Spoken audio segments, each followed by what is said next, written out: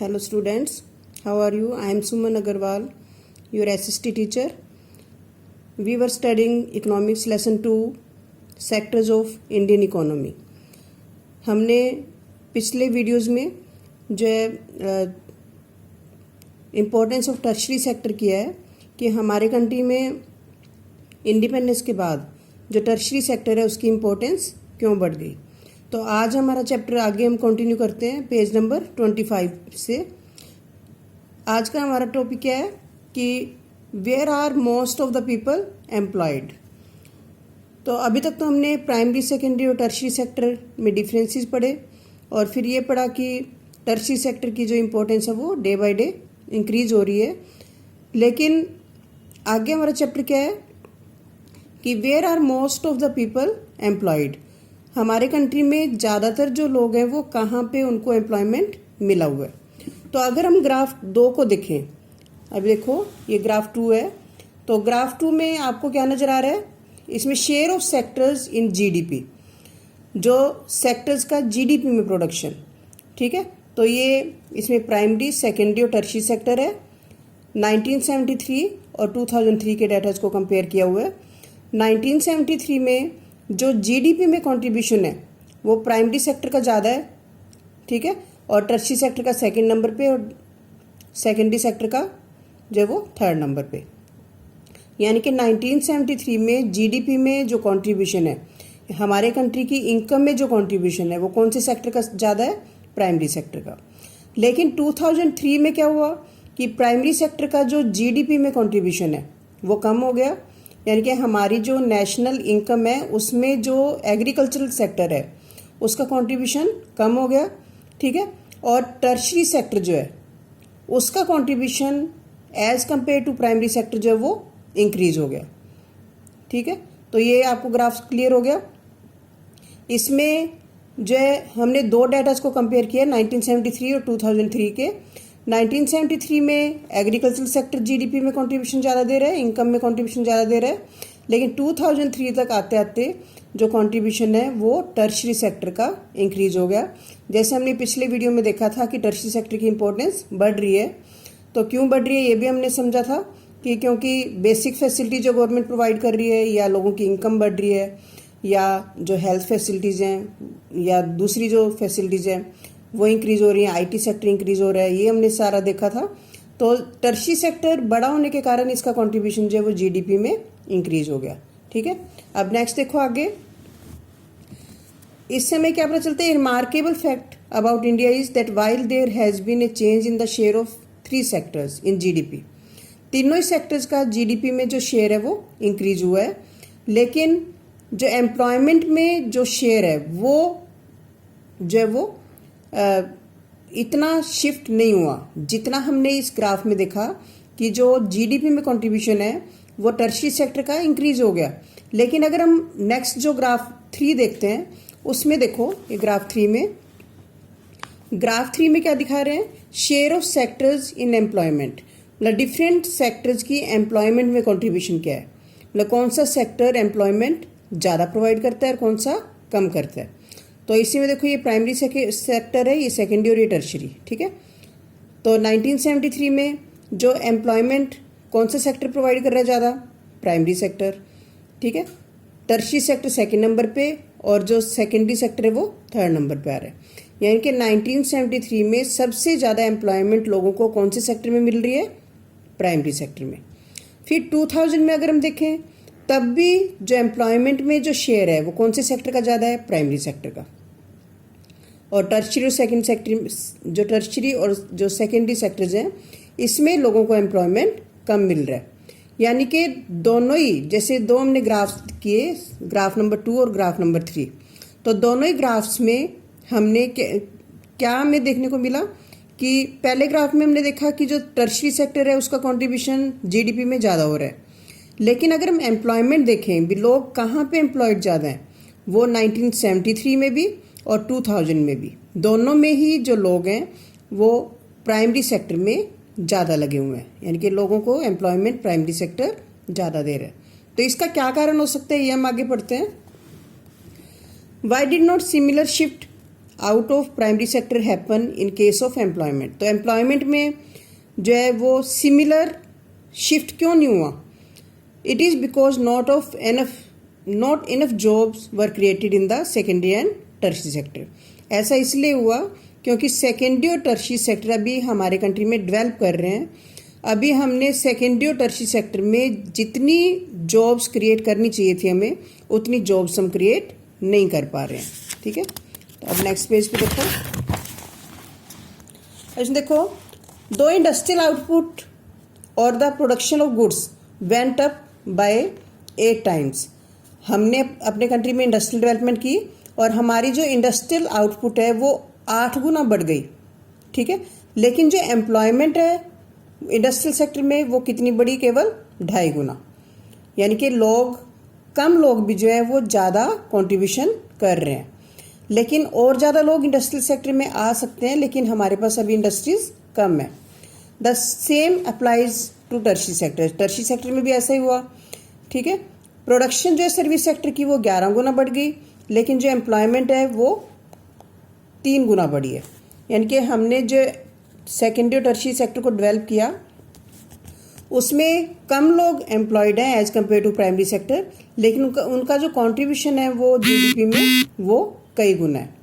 तो ये बात आपको क्लियर होगी। यानी कि अगर हम सेकेंडरी और टर्शियरी सेक्टर को और ज़्यादा डेवलप करें तो हमारे कंट्री जो जीडीपी है वो कई गुना बढ़ जाएगी। As a result more than half of the workers in the country are working in the primary sector. इसलिए मजबूरी में जो है आधे से ज़्यादा लोग प्राइमरी सेक्टर में यानी कि एग्रीकल्चर सेक्टर से जुड़े हुए हैं, खासकर एग्रीकल्चर से, और वो केवल क्वार्टर ऑफ जीडीपी, मतलब जितनी भी हमारे कंट्री की इनकम है, जीडीपी है, उसका केवल क्वार्टर यानी कि 25% कॉन्ट्रीब्यूट कर रहे हैं वो। इससे उल्ट सेकेंडरी टर्शियरी सेक्टर जो कि 3/4 प्रोड्यूस कर रहा है, ठीक है, एम्प्लॉयमेंट उसमें बहुत ही कम है, आधे से भी कम लोग उसमें लगे हुए हैं, तो उनका कंट्रीब्यूशन जो जीडीपी में ज़्यादा है। तो इसका क्या मतलब हुआ कि एग्रीकल्चर जो है वो ज़्यादा प्रोड्यूस नहीं कर रही, इसका मतलब ये हुआ, लेकिन ऐसा नहीं है। What it means is that there are more people in agriculture than it is necessary. इसका मतलब ये हुआ कि जितने ज़रूरत हैं एग्रीकल्चर सेक्टर में लोग, उससे ज़्यादा लोग जो उसमें लगे हुए हैं। क्यों लगे हुए हैं? क्योंकि उनको और कोई काम नहीं मिल रहा। So even if you move a few people out, तो अगर आप एग्रीकल्चरल सेक्टर से कुछ लोगों को बाहर भी निकाल देते हो तो प्रोडक्शन जो एग्रीकल्चर सेक्टर की वो अफेक्ट नहीं होगी। दूसरे शब्दों में हम ये कह सकते हैं workers in agricultural sector are under employed, कि लोग जो है एग्रीकल्चर सेक्टर में अंडर एम्प्लॉयड हैं। ठीक है, यहाँ तक आपको क्लियर हुआ कि एग्रीकल्चरल सेक्टर में मजबूरी में लोग जो ज़्यादा काम कर रहे हैं, क्योंकि सेकेंडरी और टर्शियरी सेक्टर जो है अभी हमने ज़्यादा डेवलप नहीं किए।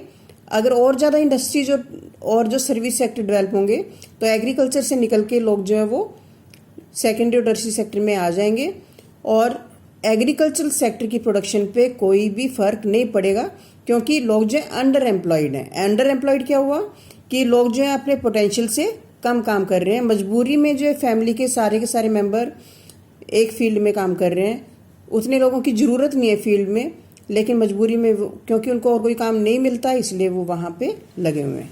एग्जाम्पल के लिए हम जो एक छोटे से फार्मर लक्ष्मी का एग्जाम्पल लेते हैं, जिसके पास 2 हेक्टेयर की अनइरीगेटेड लैंड है, यानी कि उसके पास इरिगेशन की फैसिलिटीज़ नहीं है। ठीक है, वो इसके पास है, वो अब इरिगेशन के लिए किस पे डिपेंडेंट है? रेन पे। ठीक है, और वो ज्वार और अरहर जैसी जो क्रॉप्स है वो ग्रो करती है। उसकी फैमिली में जो 5 मेंबर्स हैं वो अपने छोटे से जो एग्रीकल्चर प्लॉट पे काम करते हैं पूरा साल। ठीक है, क्यों? क्योंकि उनको और कहीं पे काम नहीं मिलता।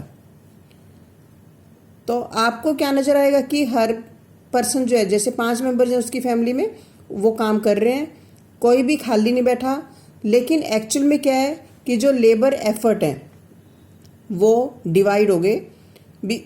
काम जो है वो कम है लेकिन करने वाले ज़्यादा हैं। सभी हमें काम करते हुए नज़र आते हैं, लेकिन एक्चुअल में उतने लोगों का काम जो है फील्ड में नहीं है। तो हर पर्सन काम कर रहा है लेकिन फुल्ली एम्प्लॉयड नहीं है, कोई भी अपने पोटेंशियल से कम काम कर रहे हैं।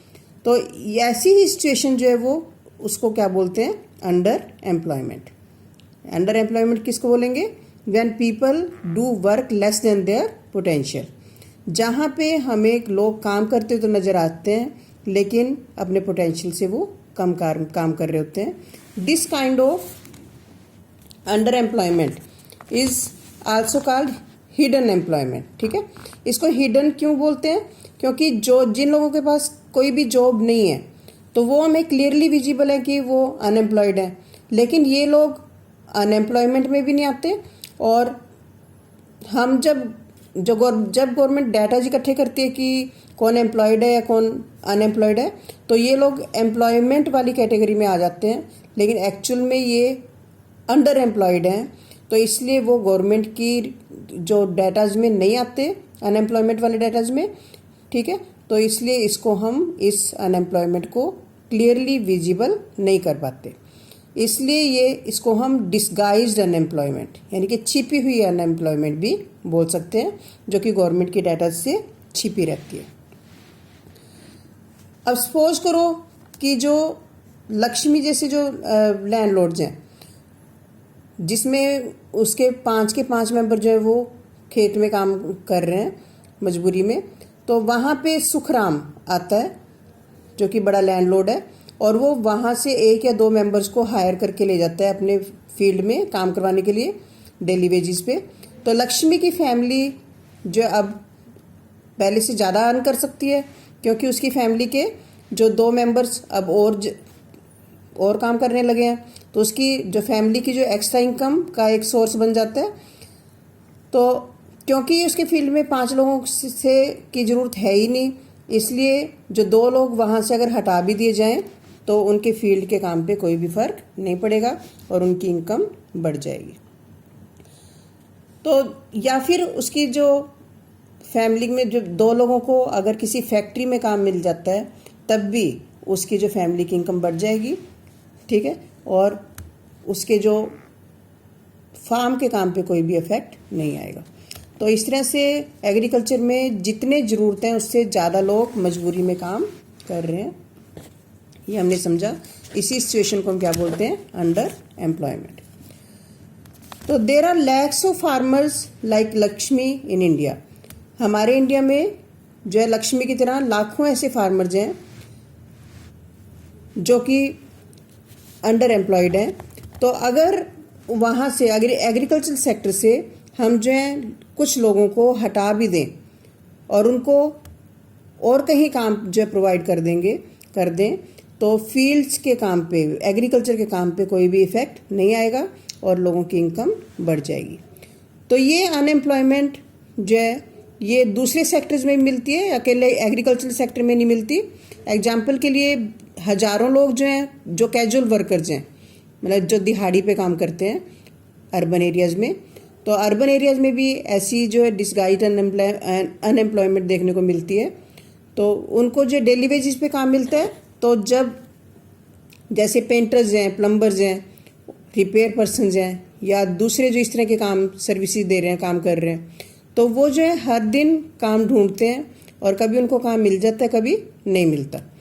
तो जब उनको काम मिल जाता है तो उनकी इनकम हो जाती है, तो इनकम उनकी सर्टेन नहीं होती, तो वो पूरा दिन जो है वो काम में अपना गुजार देते हैं। जैसे कि पुशिंग कार्ट, स्ट्रीट में जो कार्ट पुशिंग करते हैं या जो मतलब रेडी पे सामान बेचते हैं, सारा दिन वो लगे रहते हैं, लेकिन इनकम जो उनकी बहुत ही कम होती है।